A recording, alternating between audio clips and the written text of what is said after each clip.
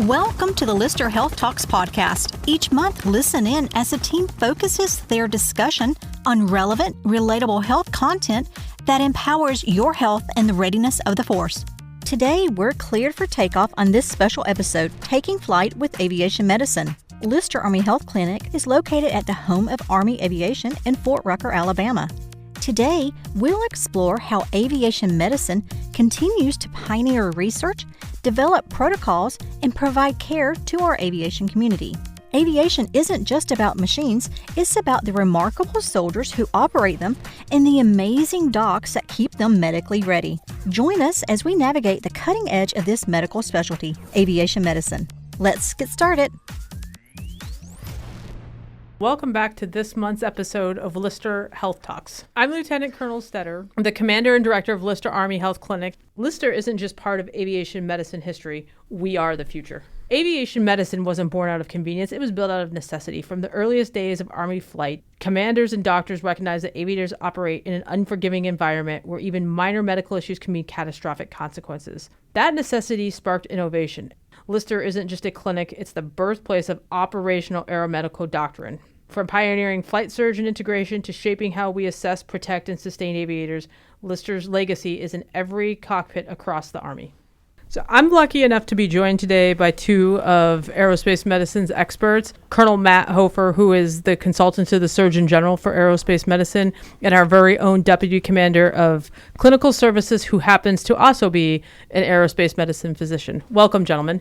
Thank you. Thanks for having us here. Please tell us a little bit about yourselves and just your backgrounds. Go ahead, Joe. You can go. I'm an aerospace medicine trained physician, also trained in occupational medicine. I graduated the RAM program, as it's called, here at Fort Rucker, and now I'm the Deputy Commander for Clinical Services and also the Chief Medical Officer for the clinic.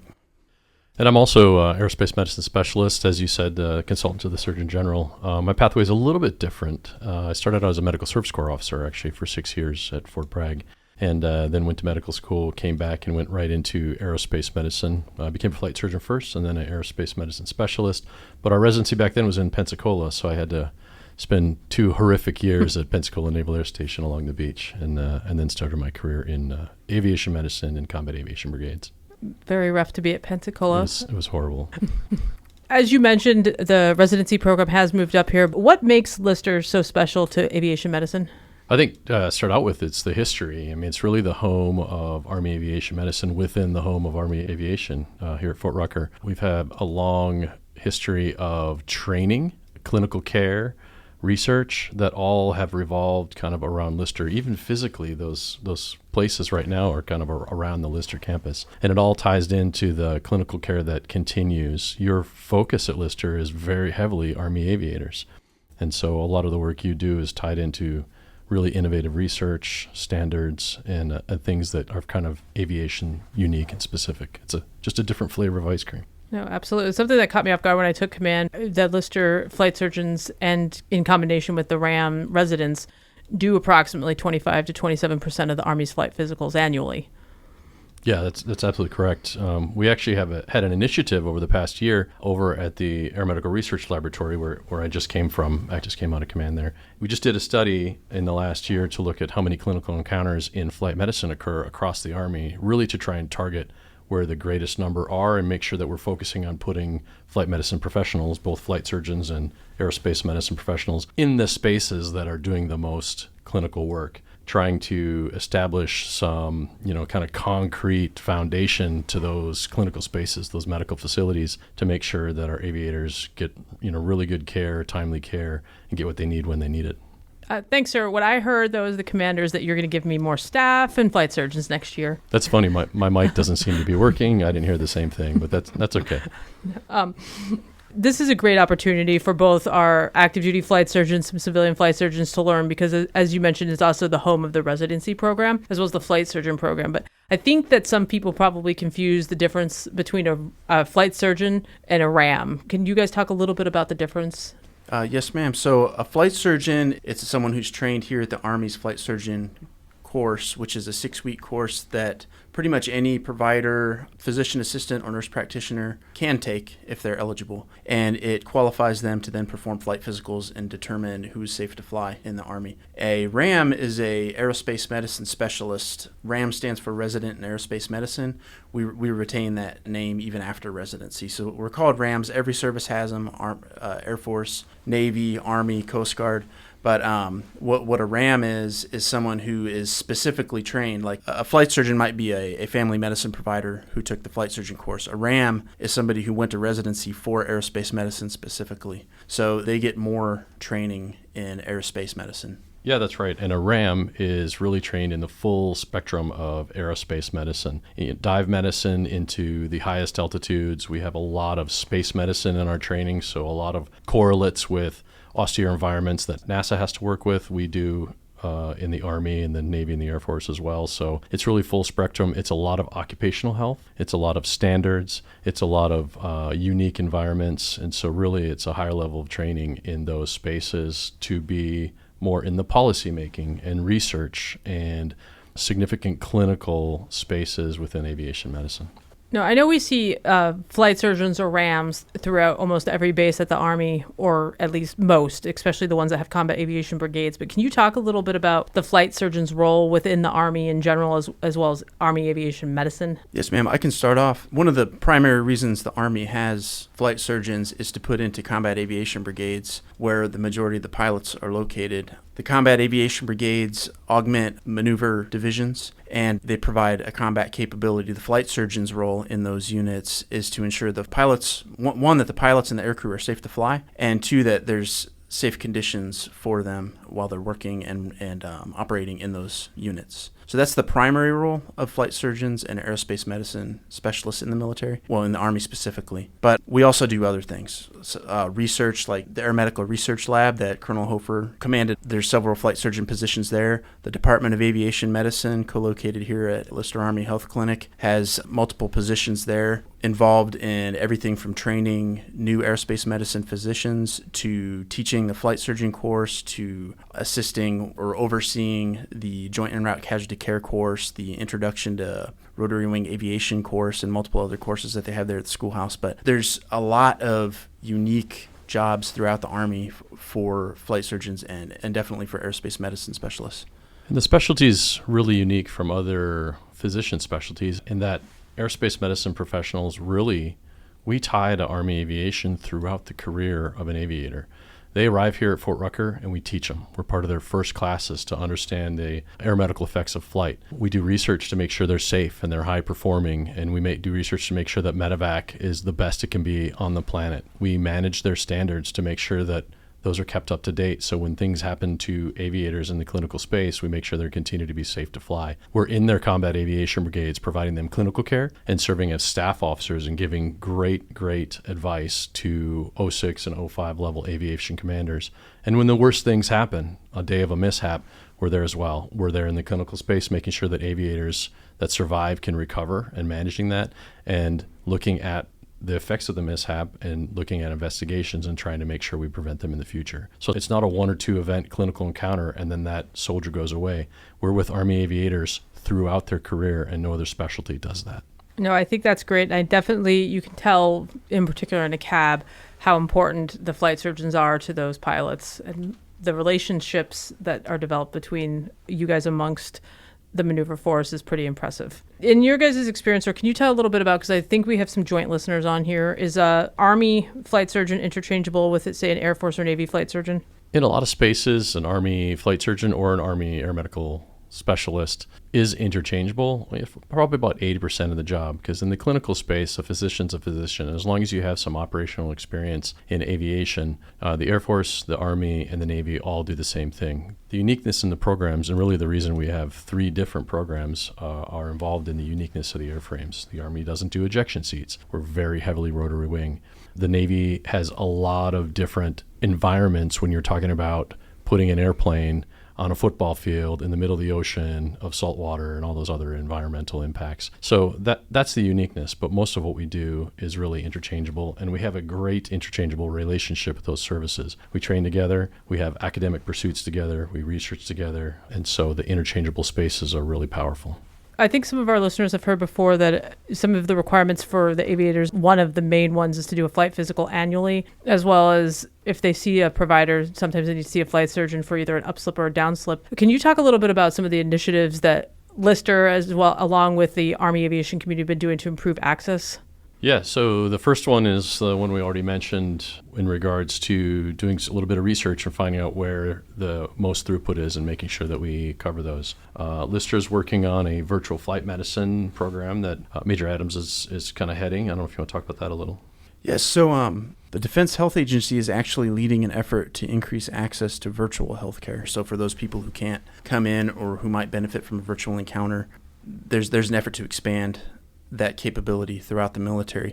Here at Lyster, we're looking at expanding, or the possibility of expanding that to flight physicals, and we're starting off here at Lyster and on Fort Rucker with a small defined population to make sure it's feasible and to identify any efforts with things like workflows and administrative side of it. And we're at the phase now where we're ready to expand that to other locations. That'll be happening in the next few months. But yeah, that's an exciting thing because there are a lot of locations in the Army including National Guard and Reserves, where flight physicals aren't always possible or require a significant amount of effort and travel to get a flight physical. So a virtual capability would really help out a lot of units in the military, in the Army specifically. Yeah, that's absolutely correct. So those two things, making sure that we have MTFs who have solid foundations for aviation medicine and making sure we have a virtual option, really create concrete opportunities for all compos. Compo 1, 2, and 3 can know where they're going to get their health care no matter where they move.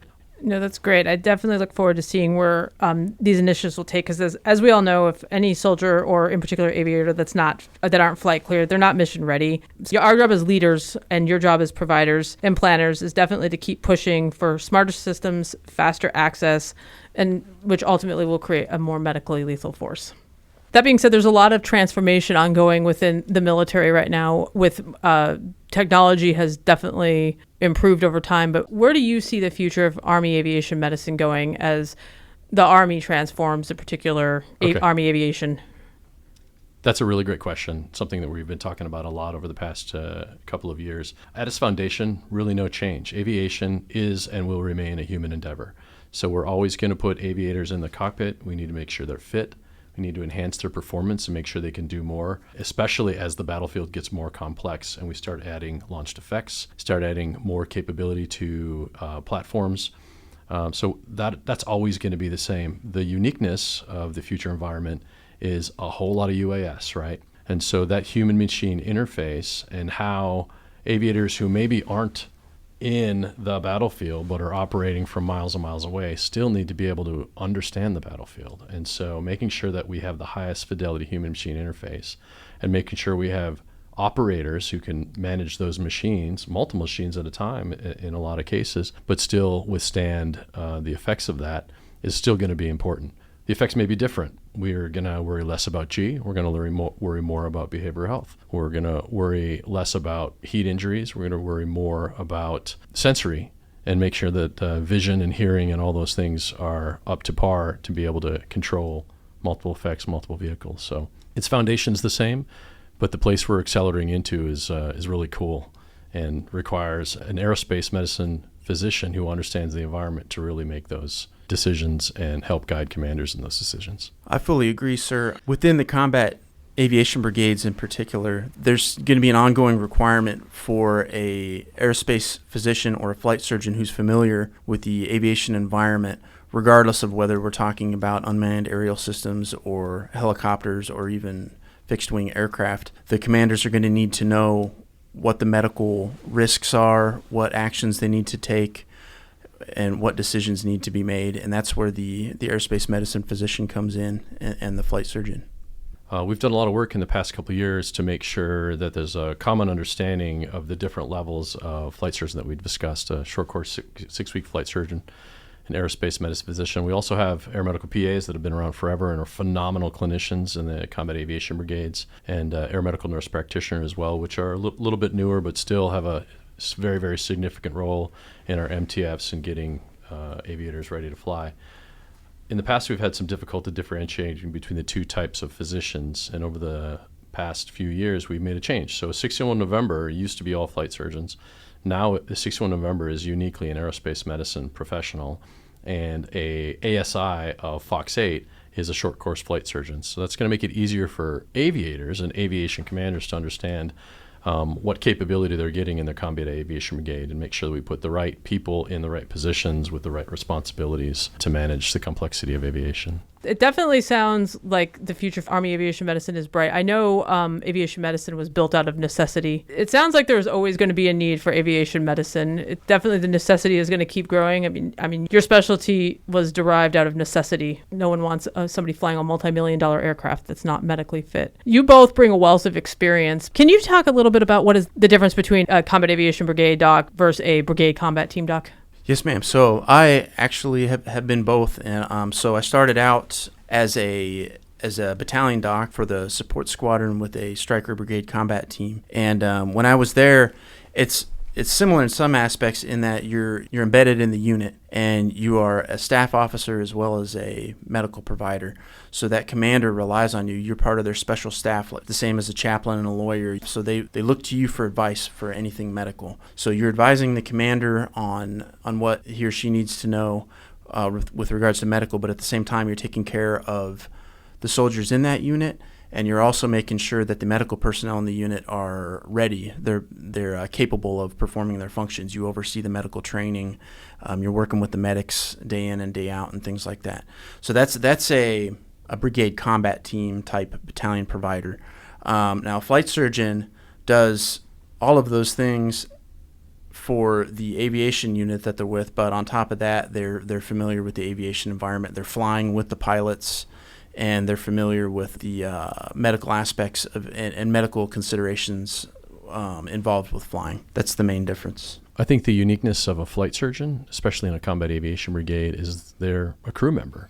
They're expected to be fully functional on an aviation platform. They oftentimes operate as a crew chief or a flight medic, even though their primary roles and responsibilities are outside of that. They supervise those people as well. So it's really more deeply embedded in the roles and responsibilities of operating that combat vehicle. Whereas a surgeon in an infantry or a Stryker or an airborne or an air assault brigade isn't necessarily going to be a crew member in that space. Aviation's been around since the turn of the 20th century.